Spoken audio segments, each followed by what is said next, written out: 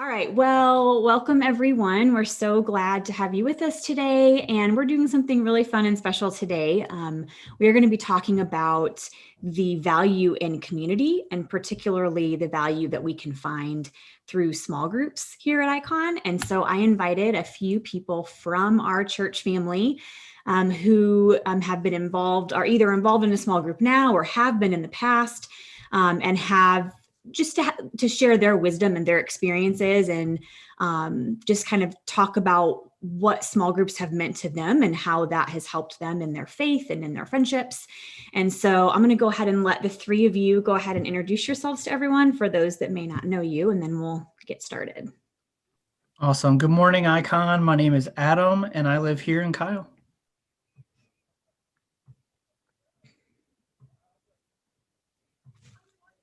Oh, you're still muted.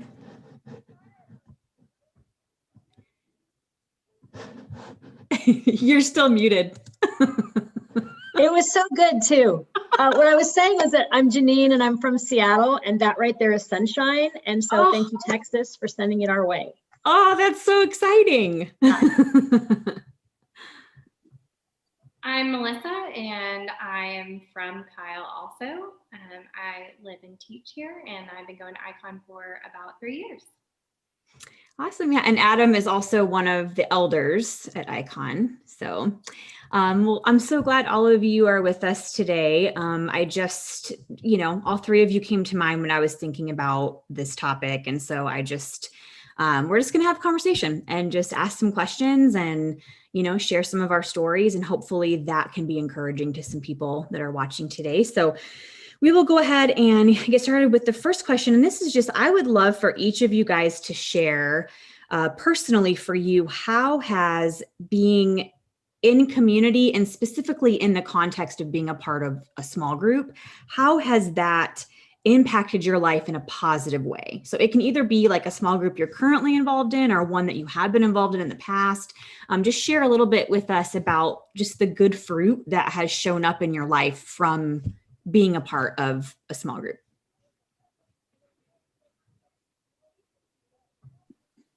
I'll go first because my women's small group knows that I'm the biggest cheerleader for them, because they quite literally have sometimes saved me on days that are dark.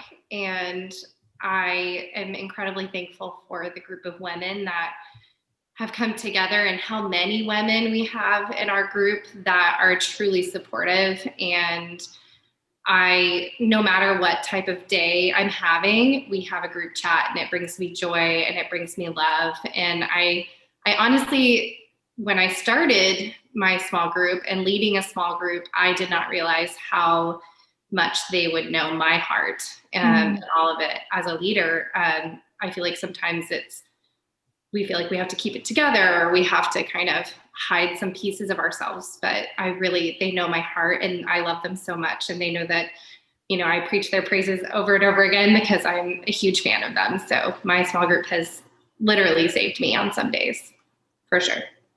I love that. Thank you for sharing that. Go ahead, Adam.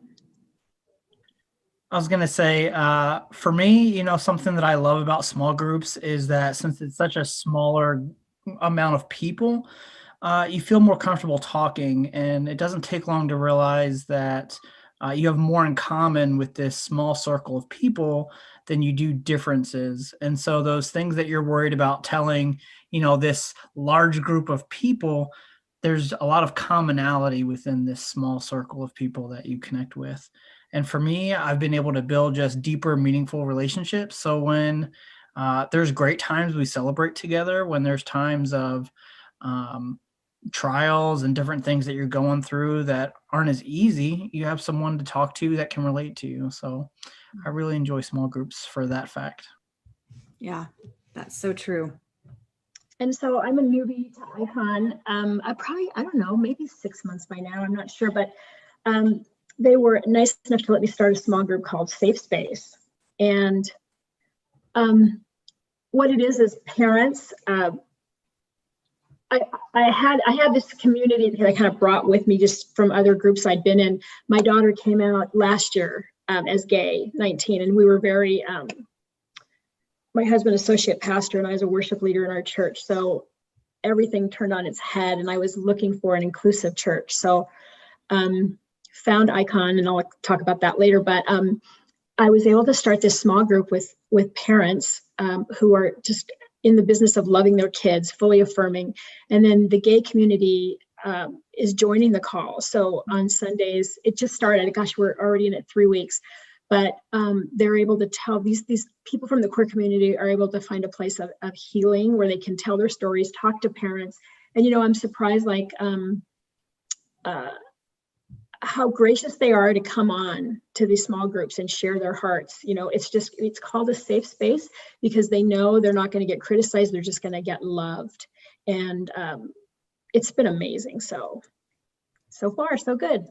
That's awesome. That's awesome. I love, like, I think a common theme that all of you are saying is like, there's this ability for vulnerability, within these smaller group contexts where, I think that can happen, in a larger group, but I think often for a lot of us, we feel a little less intimidated to be more open and honest when it's a smaller group of people that we have built trust with, and we know that we can say what we really mean or say what we really think or be who we really are, and that there's not going to be a place of judgment or condemnation, and so I think, I just hear that through all of everything you're saying right now, is that there just is something really special about forming those bonds and being in that smaller space where it's a little bit easier to be vulnerable, maybe. Okay, we'll go on to our next question. And that is, I think one really cool thing about being in small groups too, is you have the ability to really be attentive to one another's needs, where sometimes in a larger group, it's like you want to help meet people's needs and you want to be there for one another, but it's hard to always know what those needs are when it's such a larger group, And so for all of you, in what ways have you found that you have been able to serve those that you are in community with in your small group? How has that, what are some ways that you've served one another, some abilities that you've had to serve one another that maybe would have been a little bit more difficult in the context of a larger group setting? I guess I can start. Gosh, I kind of did it. I started a small group. It was very selfish. I needed to find my tribe. I needed to find a community. And these people have helped me so much because I have so many questions, and I'm also rebuilding my faith. It looks totally different than it did before. So great to be able to have them to bounce questions off of. And, with COVID, it was so good because I found you guys, because driving up and down my neighborhood looking for an inclusive church, it just doesn't exist where I'm at. So it's been like a lifeline for me. And even on there's morning calls, there's a half hour before church starts. It's like a coffee chat. That's like a lifeline to me, just to be able to talk to people. And just like you guys are just a breath of fresh air. So I guess that's how it's helping me. Awesome. That makes my heart so happy to hear that. That's so good. I think a lot of times, within small groups, it allows you to decompress when you have so much building up, and it doesn't even have to necessarily be these heavy, weighty conversations. But for me, I don't want to go to my wife about everything of, hey, what do you think about this? And hey, I've had this on my mind. And so it feels good to be able to go and talk with the guys and sit down. And a lot of times it's, at a poker table or around a campfire, sipping on whiskey, and we're just talking about life and being able to say, hey, this is kind of the situation that I'm addressing right now, or what would you guys do in this situation? And so for me, it's just being able to not only carry each other's burdens in a sense of, hey, this is kind of what I'm going through, and other guys will reach out. For me, I think small groups have multiple layers in them. So our men's small group, there's, a bunch of guys, but within that, I've got a closer group of guys of 4 or 5, and then an even smaller group of men that I talk to on a more consistent basis. And so I think for me, it's just being able to decompress on a consistent basis where I'm not putting some of the burdens of things that I wouldn't necessarily share with, Stacy, my wife. But I can talk to these guys in multiple formats and then get kind of advice that I would want. Yeah, that's really good. I would definitely echo what Adam said, that when I started this women's group, I really was hoping to foster connection between women who were originally friends before they came into the group. And so that's probably the thing that brings me the most joy, is seeing when in our group chat, it's like, well, so-and-so and I did coffee this week, and, I talked to her this week about this, or the funnest thing, and the thing that also really, really gets to me, it makes me feel really loved, is when we have someone who's going through a hard time, and there's, these kind of backdoor text messages like, have you talked to her today? I've talked to her yesterday. And that's really cool for me to see, as a group of women, how we are rallying for other women. It makes me super emotional. I knew I was going to do this, but these women are incredible, and it's women of all different walks of life. We have older women, we have younger women, we have women who are moms, we have women who are single. So the diversity of our group is really awesome. And the fact that we're able to come together in a very accepting, loving, non-judgmental place to be able to support each other. And there are these cute little pockets of women who have made friendships now. And like, if I need advice on this thing, I'm going to go to this person. If I need advice on this, I'm going to go here. And just to be able to have that community it's incredible. And I'm really grateful to see, the coming together of all these women. Yeah. It's just such a beautiful picture of the body of Christ. Like when you see people developing these relationships, because it really is all about people, right? And it's all about loving each other and caring for one another. And like Adam, you said, carrying one another's burdens, and, celebrating the wins together, and being a breath of fresh air, Janine, like you talked about, and I just think it's just so, every time when I see people like functioning in that way, where it's like, when someone is weak, everyone else rallies and lifts them up. And then they'll have their moment where they're strong and someone else is weak, and then they come and rally around them. And it's just such a beautiful picture of what I believe the body of Christ is supposed to be. I mean, I always go back to reading the book of Acts about the early church, and how it talks about how they all came together. They shared everything they had. They made sure no one was in need. And then it talks about how because of that, they flourished and they grew in numbers every single day, because there was something so compelling about the way that they cared for one another. And so I just, when I hear you guys talk about that, I'm like, this is how the body of Christ was meant to function, where no one is left alone, and where we're able to rally behind one another and be there for each other. That's just really, really, really beautiful. And also, I just want to give a little shout out to Melissa's small group, because I think there's been many people in Icon who have like benefited from y'all's generosity and like sense of community. Cause like it's like their spiritual gift as a small group is when someone in Icon is either going through a tough time or through a transition or whatever. And they're like, ooh, let's put together this really great care package and bring it to them. And you guys have done that for so many people within our church. And it's just so beautiful. And so it's like, not only are you caring for one another, but you're rallying together to also serve the community at large. And that's just really beautiful. I just really, really love that. So I had to give a shout out to you guys for that. Yeah. I have to almost give a shout out to them, because that was something when I started this small group, that was something I kind of put on the table early, was that I wanted to be a group that gives, and we do a lot of giving.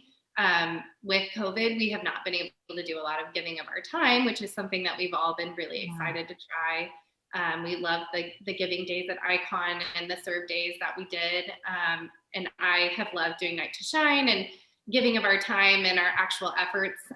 So doing porch drops has been a huge source of joy for us, to be able to do these awesome porch drops throughout COVID. It's just been crazy, the outpouring, and it just keeps coming. These women are awesome. It's true. It's true. I love it so much. So speaking of COVID, that actually kind of segues us really nicely into the next question. But so for the three of you, and this can be in the context of small groups or just kind of life in general, what are some creative ways that you have found to stay connected to others during the pandemic, to make sure that, I mean, I think this is a time where we are all fighting for community more than ever before, because it doesn't come as easily when we're not gathering. It just is. It's hard to stay in community during a pandemic. It just is. And so maybe you guys can help give some encouragement, some kind of suggestions, or what are some things that you have done that have helped you stay connected during the pandemic? I think that if I could encourage people to be brave, because in COVID, this is where we're at. You have to be the one to click the button or send the text, because we're not going to know. First of all, there's a lot of lonely people out there, myself included.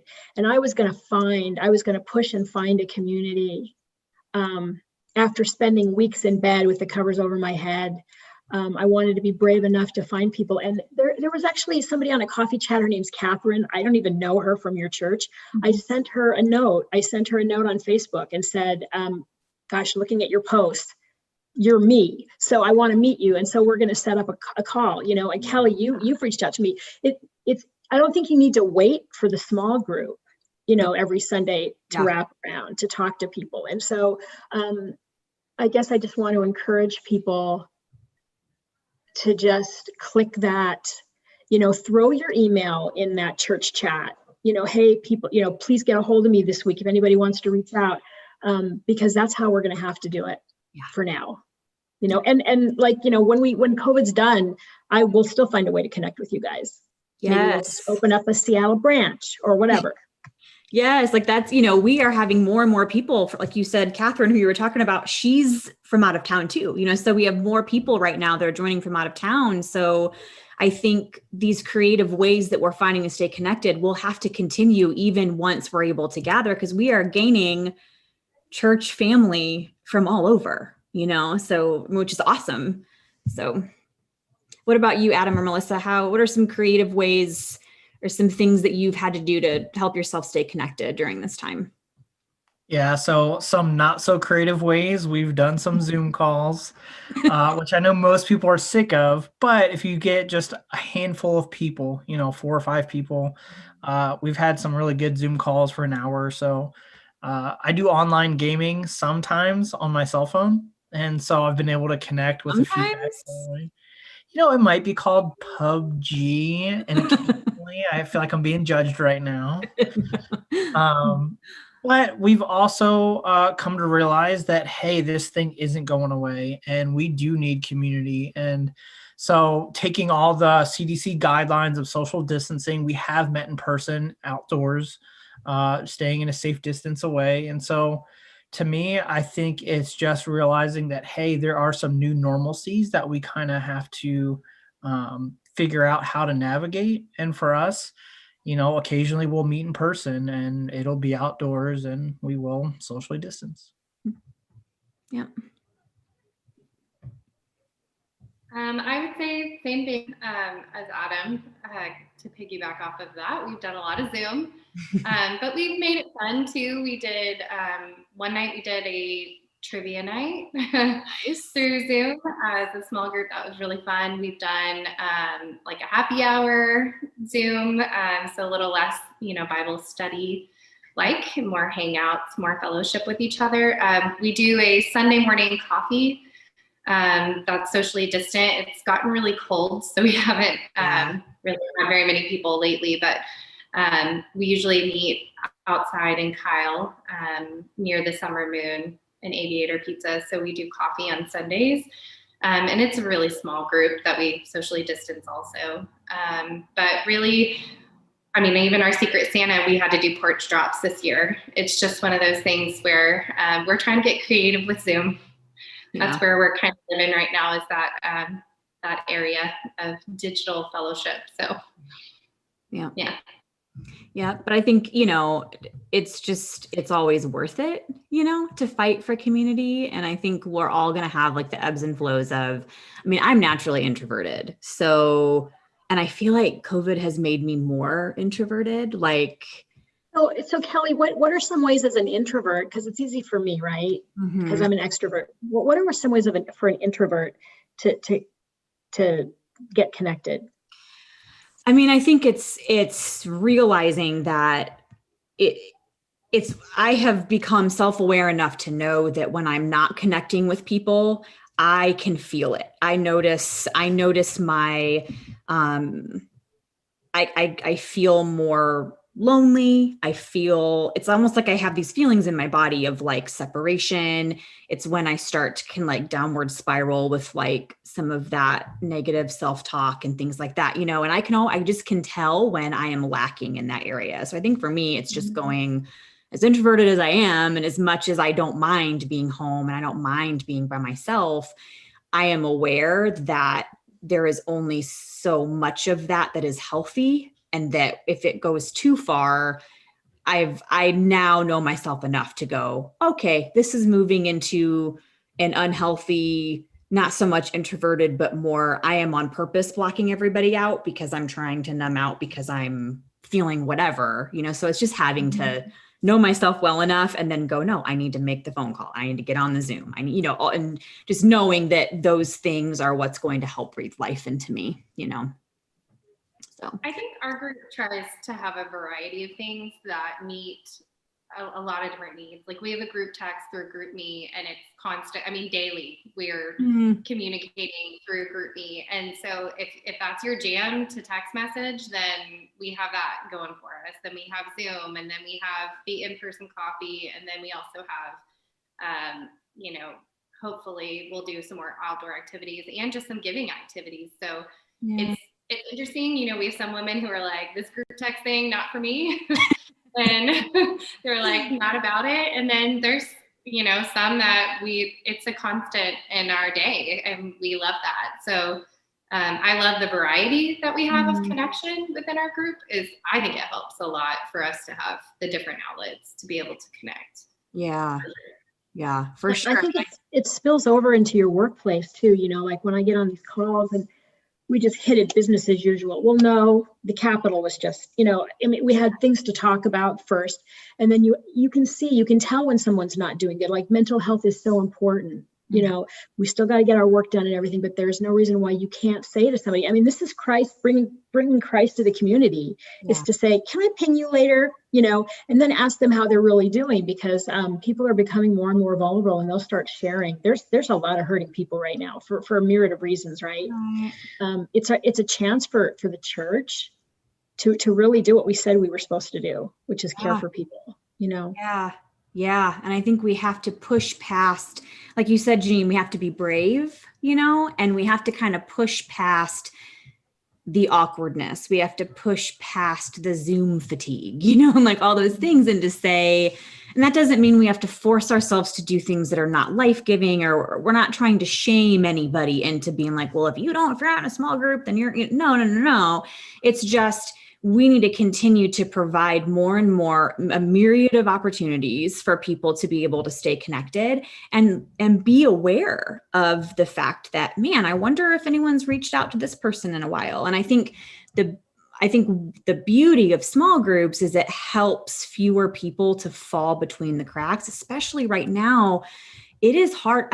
Quite honestly, we have not gathered in person other than, the one time since March. So I don't even fully know who all is a part of Icon. You know what I mean? Like, I think there's a lot of us that are like, we don't even know for sure who all is actually a part of our church. And so I think the beauty of small groups is it helps more people to stay connected, and it helps everyone to be able to go, okay, this person they have this need, or to be more aware of who is even in our community, So yeah, I think it's really important that we continue to fight for ways to stay connected to one another.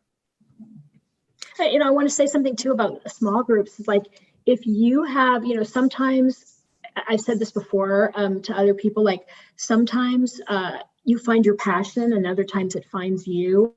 And if there's something burning that you want to start a small group, I know Kelly would be more than happy to talk to you about it, because there are other people that feel the same way you do, and they're just looking for a way to connect. So, and you don't have to be some scholar. We don't get into heavy theology on our calls. You know, sometimes people just need to just listen. Can you just listen to me for a minute? Yeah. You know, so that's all you have to come with is some compassion, you know, but the subjects can be, I mean, Kelly, how many small groups does Icon have right now? Currently, I really should know this off the top of my head. I think it's like 8. Just make a number up. I think it's around 8. And yeah, so, but I mean, here's the thing, like, and I'm glad you said that, because like, you know, anybody, if you feel the need, if you're going, man, I personally need something like this, or I have been talking to some people and they really need something, you know, then let us know. And we would love for more people to start small groups. Some people do a book club, you know, some people do around a common, whether it's a men's group or a women's group, or, you know, an LGBTQ group, or, you know, sometimes there's more of like an affinity where it's kind of around a similar thing, but there's no like set script of this is what it has to look like. You know, we just want people to find connection and to have the ability to develop relationships that are life-giving. That's what we want. So yeah. Okay, we're going to move on to the next question. So throughout your lives in the small groups that you've been a part of, or the ones that you're currently involved in what ways do you feel like being a part of a small group has helped you personally grow in your faith?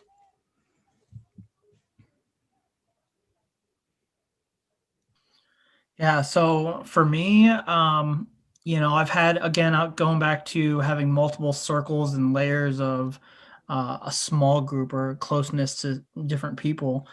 You know, I've had a lot of conversations that, you know, sometimes they were theological and allowed me to just kind of question and challenge where I was at in my faith. And it was in such a small setting that I was okay not having an answer, as opposed to being in this a larger group of people, especially in a church setting where you feel like, oh shoot, I need to have an answer, Jesus, you know. And so I think for me, you know, it's just been great being able to have those kind of more difficult conversations that allowed me to question my faith or where I was at and what I truly believed. And so I think that's a perfect example of what you can do in a small group. Yeah, that's really good. I would say for us, I typically call myself more of a facilitator. I don't really like to consider myself a leader, because I truly am trying to learn alongside the women that are in my group. And I think we have such great conversation of just the perspectives of like, what do you think sin is? What do I think sin is? What is this? What is that? You know, and just kind of diving deeper into, you know, the Bible. And we're really able to get some awesome discussion going. We hardly ever finish a discussion guide when we actually do a Bible study, because, you know, we're usually just keep going from question to question, and the discussion is so rich with so many different viewpoints. And it's just so great to be able to, I mean, we even do it in our group text. Hey, I saw this. What do you think about this? And the discussion is just life-giving sometimes. So I really love that part of it, that we have such diverse thinkers in our group, because we definitely do not all, you know, think the same things. Yeah. And it's great. I love that part for sure. I love that. That's really great. Mine would be like, how did it help my faith? You'd have to go back to the start of when I found you guys. So I was scrolling somewhere and I saw Dan's message on clarity getting clear. And I literally almost fell off my chair. Could not believe, don't want to start crying again, but you guys, I'd never heard a non-denominational church with a message like that. And talk about helping your faith. My faith, I think, was pretty much dust, trying to reconstruct it, thinking I was alone out there. And so I mean, the small group played into that, but I told Kelly, I really envision those Zoom calls to be huge, where we'll have to do breakout rooms just so people can talk, because people are so hungry to be free and still be a Christian and just be who they are, whether they're Black or gay or whatever, and I think these small groups are helping people come together and really form lifelong friendships. It's such a great community to be a part of. And if you're not in a small group yet, I would really encourage you, because I don't know if Sunday church, how we do the chat on Sunday, if that's enough. I really think that I wish more for people to connect. Yeah, definitely. Oh, I wanted to, Amanda, if you can hear me, if you can put a link to that video in the chat, I just want to reshare it. Yeah, it's part of Janine's story, and she wants to share it with everyone. So that stupid video, right? Life-changing. Love it. Every now and then you hear one. Love it. Well, and I love to and Melissa, when you said this about you're not all the same. You don't all think the same. You don't all have the same perspectives. And I think, that is such an important thing, is for us to be in close proximity with people who think differently from us, and where we are able to share our differing perspectives and have it not be a tense thing, or it can be tense. Tension isn't always bad, but where it's not this arguing or this us versus them, or who's trying to prove that they're right, but where it's just where there is room for every person to be able to bring their opinions and their perspectives and their lived experience, and to be heard and celebrated and seen, and to have the ability to say, man, your experience is really different from mine. I don't quite understand it. Could you please tell me more and help me understand? And talk about growing in our faith. I feel like that is one of the biggest ways I've grown in my faith, is by listening to other people who see God and the world and scripture real differently from me. And that has, rather than something I feel like I need to protect myself from, that's expanded my view of God and of this world and of love. And so, yeah, I think that's such an important thing about small groups, is it gives us the opportunity to actually live that out in real life, of having those conversations with people who we might think really differently. But when we all share who we are fully, we all benefit and we all grow. So yeah, I think that is such a beautiful part of small groups. And I love that. And I also mentioned, Kelly, that something I really love about our small group, I feel like there is a societal norm that when a bunch of women get together, that there's, maybe cattiness or judgmentalness or things like that.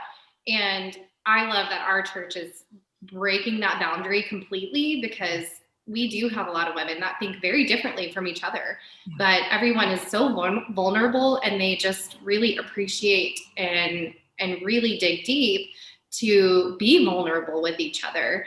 And that, I think, is the common denominator with all of our women. And I absolutely love that there's, there's been no conflict. It's really just been such a great and loving and brave environment in our small group. That's something that I'm really proud of, that I know that can be a norm. And I just love how much we have been able to connect on a deeper level of person to person.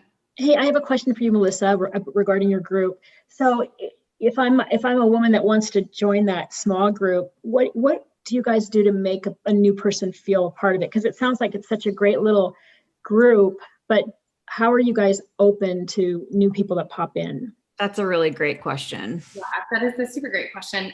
Normally I try to text message the person ahead of time and just kind of communicate, kind of try to feel them out, what they're interested in getting from the group a little bit. And just so that they also know me, because it's always nice to go into a group setting when you know someone specifically. I think that's a big key, is trying to make that connection via email or text message. Hey, here's my number, let me know if you can make it or not make it, kind of thing. Or if you want to connect with coffee first, Some people like to have, dip a toe in, and they do better when just them and I can sit down and maybe have a coffee. But normally they pop in, and no one has to share in our group. I don't really like to put people on the spot. We kind of have an open forum. And so if you want to just come and even turn your camera off or just be present or whatever you choose in our group, we're going to accept whatever you're willing to give. I think just that openness of we're not going to put anybody on the spot. We do our best and worst every week. That's probably the only time that we all share individually. And I usually have our new people go last. And then if anyone doesn't want to go, they just say, I'm good, I don't want to go this week. And Nice. so I don't know. I think just being open to whatever people are willing to give is what makes our group so successful in my mind. Yeah. Great. Yeah. That's great. That's really, really great. All right. Well, we've already been going for like 45 minutes. So I'm going to probably just do one more question, which, I mean, it's so great. Like this, I love this so much. I love the conversation. I love hearing all of your perspectives. I think this is going to be really helpful for people. And for those who maybe are a little bit hesitant to get involved, I think that especially people that, like Janine, you were saying, for people like you're super extroverted, so it probably isn't as challenging for you to kind of put yourself out there, but I think there might be some people within Icon that are they're more introverted and they're just a little bit more hesitant, and it's harder for them to really put themselves out there and get involved. What I would just like to take our last kind of few minutes here and have each of you share, what would you say to someone who is in that place that is maybe desires community, but is a little bit nervous about putting themselves out there, is a little bit more hesitant to get involved? What kind of words of encouragement would you share with someone that finds themselves in that place today? Well, I would say some of the people that are a little more introverted, you can just see them light up when they realize they can help someone else. Like I'll watch them, somebody will be sharing a story, or, a guy will be sharing how, boy, I wish my parents could love me as much as the love I'm getting here from these moms on this call. And they speak up and they just light up, when you can help someone else, I think it's so fulfilling.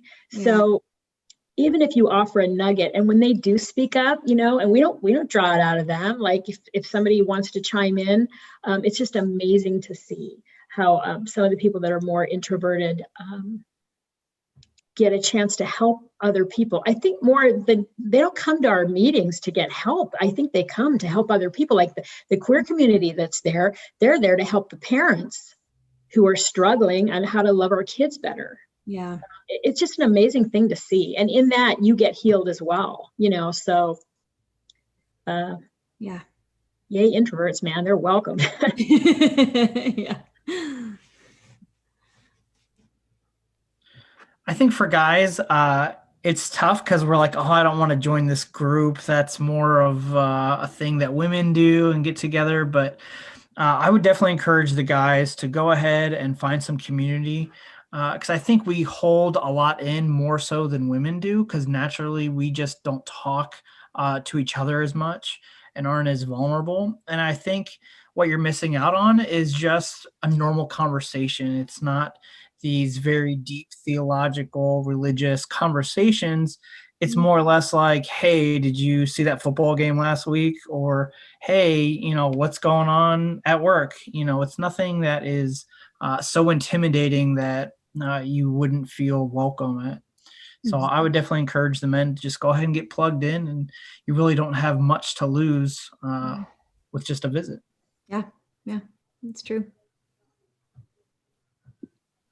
I would say just do it. Make connection, and also be upfront and honest about where maybe your fears are with the small group leaders, so that we can help you facilitate what feels comfortable for you. That's, I think, the biggest thing is making people feel comfortable in our group is really important to me. So yeah, just put yourself out there. It's worth it. Yeah. It's definitely worth it. Yep. And I think too, what some people, you can visit a small group and you're not locked in to it just by visiting one time. We need to normalize that. Like, visit different groups and kind of see where you feel like you fit, where you find your people, and also if currently you're looking and going, man, I'm just not really seeing something that I connect with, then maybe that's a great cue to start your own, and I get it. Right now during COVID is a tough time to start a new group just because it just is. It's just hard. But I think, we are here to like help people, in that process. And I really do think even just listening to your stories of like the good fruit that you're seeing in your lives and the ways that you're able to connect, I just think that has all been really encouraging for people. And I hope that it's kind of motivating people to go, okay, it's worth it to put ourselves out there in order to stay connected. So, and with that, we'll go ahead and wrap things up. But I just want to say thank you to all of you for taking the time to do this. Your perspectives are so valued, and your wisdom that you shared today was really, really great. And so, thank you guys so much for being here. And that's it. So, all right, you guys all have a good rest of your day. Welcome back, everyone. I just have to say, I am like so thrilled about what's happening in the chat today.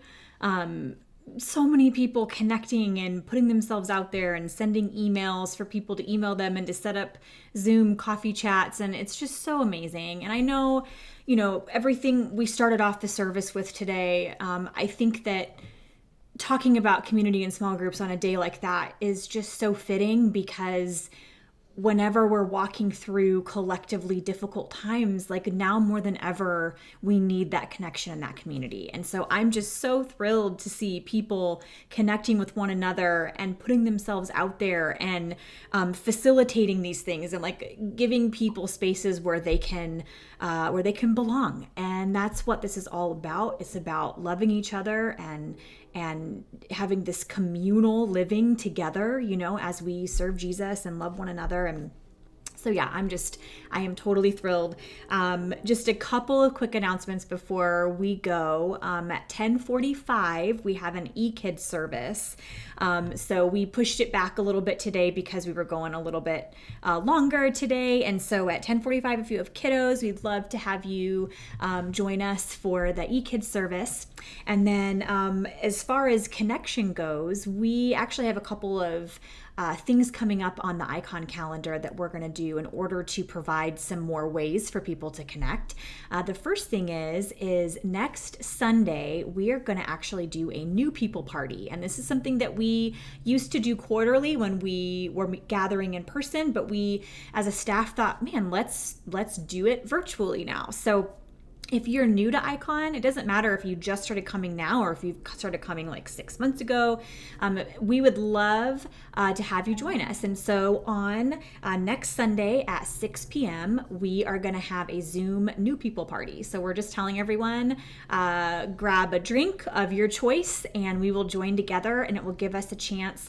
The staff will be on, and then some other people from the church, some leadership and maybe some elders and stuff, just for a chance for us to be able to connect with all of you who are relatively new around here. And then the other opportunity for connection is we are going to host a family game night on January 29th at 7 p.m. And for both of these things, just be watching social media. It'll be on there, and we will send out links for the Zoom and all those things. We're going to do a family game night where whoever wants to can join, and it'll be a game that's fairly simple for all ages to be able to play together. So those are just a couple things that we want to do this week to provide points of connection. And I also wanted to say this. So if you are interested in starting a small group or you want more information about it, you can feel free to email info@iconchurch.com. And then also maybe you're thinking, man, I would love to host a happy hour, or I saw people talking about hosting a coffee chat. If you email us at info@iconchurch.com, you can use the Icon Zoom account to be able to do that. And so just let us know if that's something that you're wanting to put together. Let us know. Like, you don't have to wait for the church staff or to plan things. If you are saying, man, this is my church, this is my family, and I want to provide a point of connection, you can feel free to let us know, and we'd love to have you jump in that way. So that is it. That's all that we have for today. I love us. I just love us. And I love that we can have hard conversations, and we can gather together and care for one another well and love our community. And there's just no other church I would rather be a part of. And I'm just so grateful for what God is doing in our midst. So that is it. Have a fantastic week, and we will see y'all right back here next Sunday.